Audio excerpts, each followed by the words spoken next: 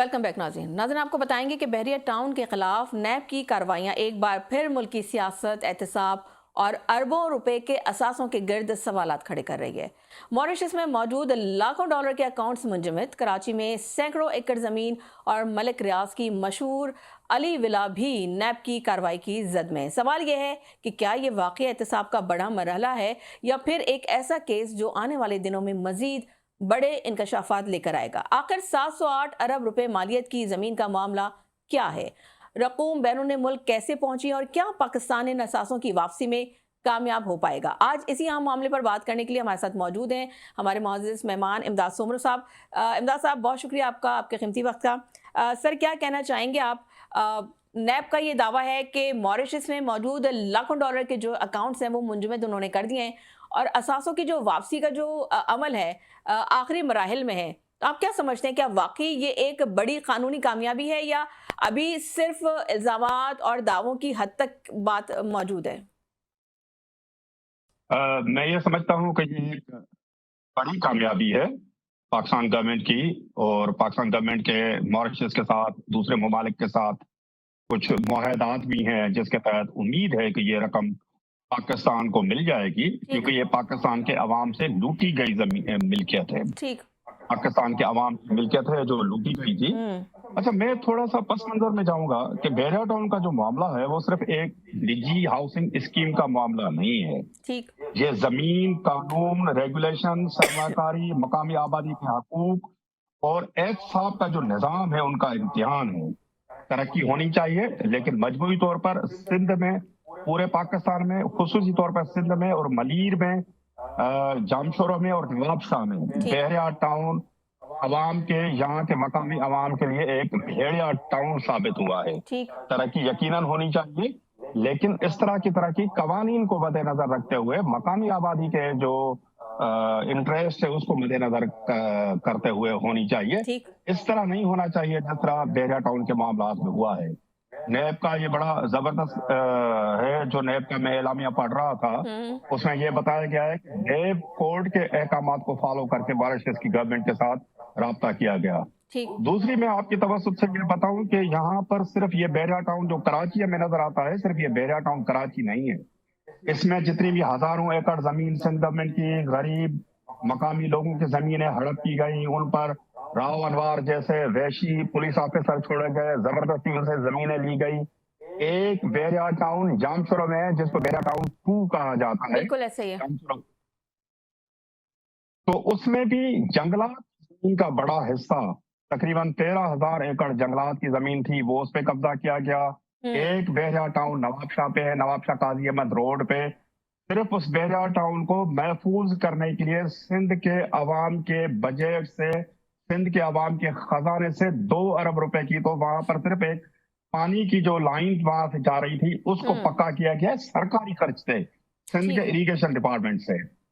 तो ये भी इन इश्यूज को भी देखना चाहिए कि यहाँ पर पूरी रियासती मिशनरी पहले बहरिया टाउन के सिर्फ मफादात के लिए काम करती थी। कौन सी शख्सियात उसके पीछे पर्दा है? तो मॉरिशस से जो 45 लाख डॉलर हैं वो आने चाहिए, लेकिन इससे पहले सुप्रीम कोर्ट ने बहरिया टाउन पे 462 अरब रुपए का जुर्माना किया था गवर्नमेंट की लैंड को कराची में जबरदस्ती कब्जा करने के और फारजरी के जरिए।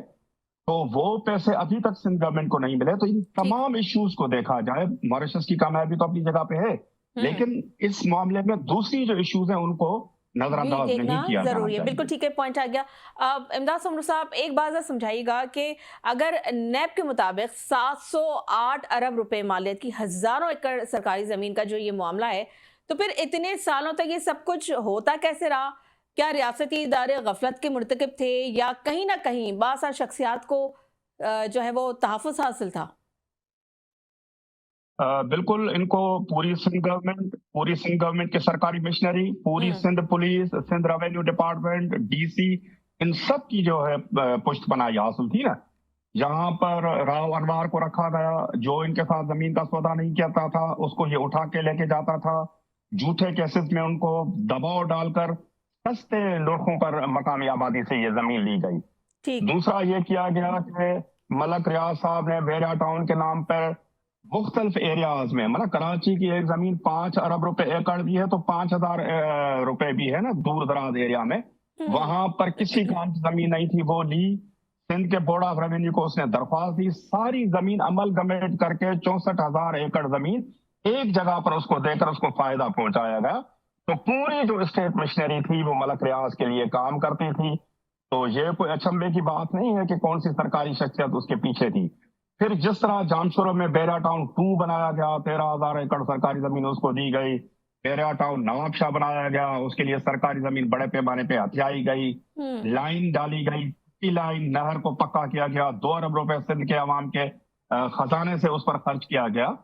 तो मैं ये अर्ज कर रहा था कि मॉरिशस की कामयाबी अपनी जगह पर, लेकिन उसके साथ साथ जो कुछ ऐसे सवालात हैं जिनके जवाबात आज तक नहीं मिले, उनके जवाबात भी मिलने चाहिए। जो सुप्रीम कोर्ट है उस पर जुर्माना डाला था सिंध की जमीन हथियाने का 462 अरब रुपए, वो सिंध को मिलने चाहिए।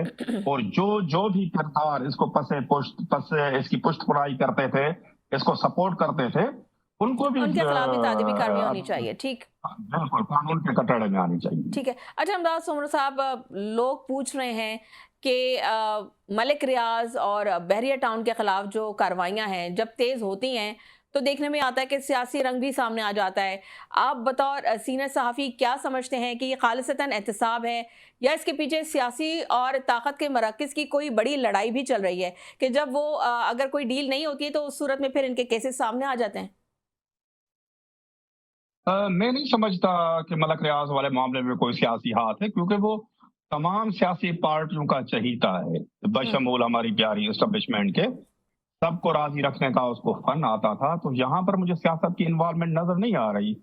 और अगर कोई अच्छा काम हो रहा है और जैसे भेड़िया टाउन के मालिक को अगर कोई पट्टा डलता है, कानून की पासदारी होती है, तो उसको सियासी रंग नहीं देना चाहिए। मेरी जाती राय में इसमें कोई भी सियासी हाथ नहीं है। जो भी कार्रवाई इनके खिलाफ हो रही है मेरिट पे हो रही है, और मैं तो बल्कि ये कहूंगा कि कम इनके खिलाफ कार्रवाई हो रही है, उनके खिलाफ ज्यादा कार्रवाई होनी चाहिए। ठीक। अच्छा एक बस लास्ट सवाल, सर ये बताइएगा कि ऑब्वियसली काफ़ी लोगों ने इन्वेस्टमेंट की भी है बहरिया टाउन 2 में भी, तो अब उसका क्या होगा? ऑब्वियसली लोगों ने अपनी जमा पूंजी जो है वो जमा करके ही वहाँ पे इन्वेस्टमेंट की थी, तो अब उन बेचारे जो सार्फिन हैं उनके साथ क्या होगा? क्या उनको कोई कंपनसेट किया जाएगा?